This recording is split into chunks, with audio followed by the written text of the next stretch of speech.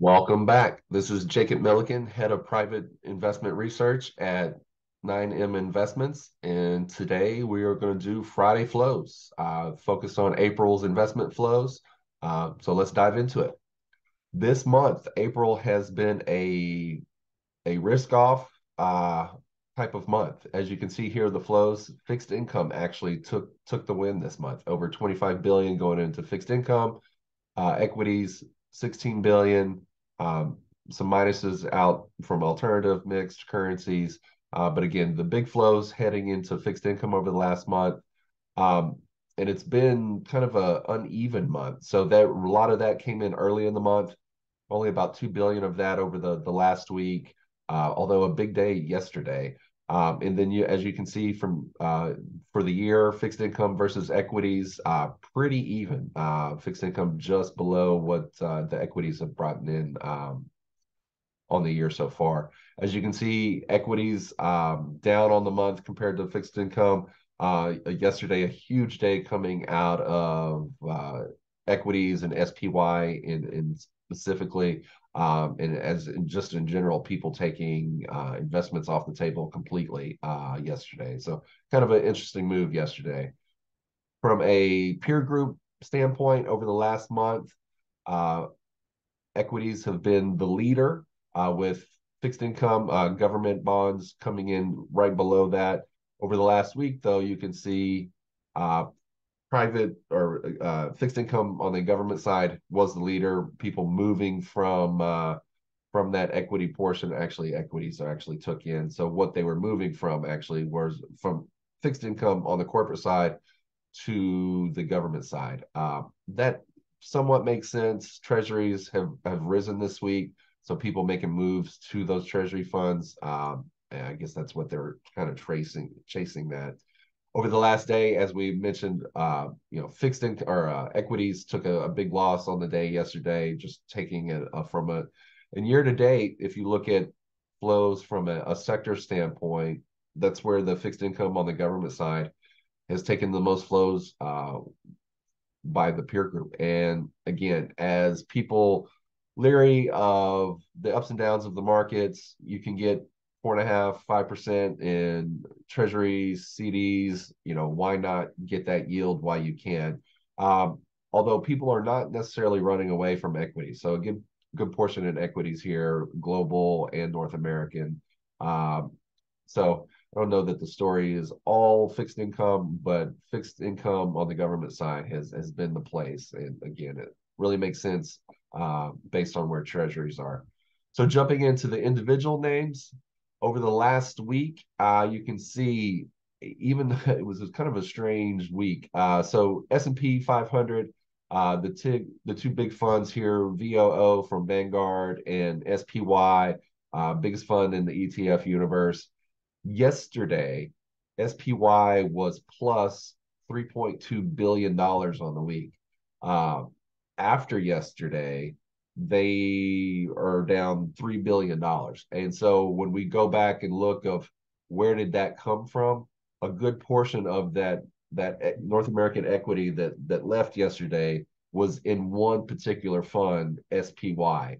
So again, investors really, saying nope, I'm taking money off the table. I don't like where this is heading. And when people look at risk and look at the markets from flow standpoint, that SPY is really a good judge of what people are thinking. And so again, just yesterday took over roughly about $3 billion out of this fund. Still up on the week, but it kind of gives you an idea of how whiplash kind of the markets are or investors are being right now. Where did that come from? Corporate grade bonds. QQQ is a tech focused fund.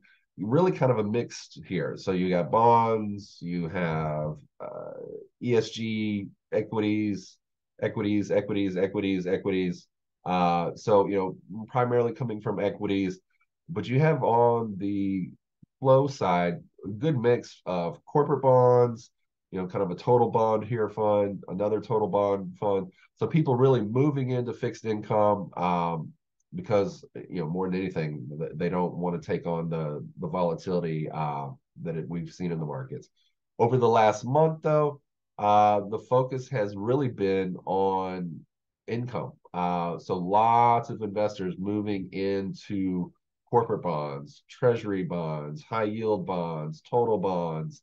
Where they are moving into equities is in quality, JP or JEPI. Um, Again, a fund that I use within my portfolios, a really kind of a narrow focused, high quality, and then this one has a hedge strategy that you're going to get a really good dividend off of that. So people really looking for that yield. What that tells me are is with yield being back, if people are building more balanced portfolios.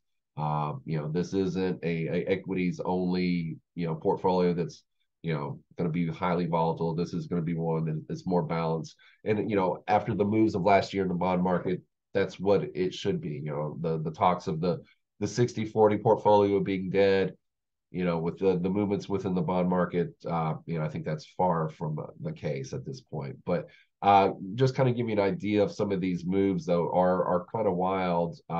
You're looking at the bond market in general. Again, treasuries are high, but you're looking at going out 20 years in duration. Find that kind of an interesting move.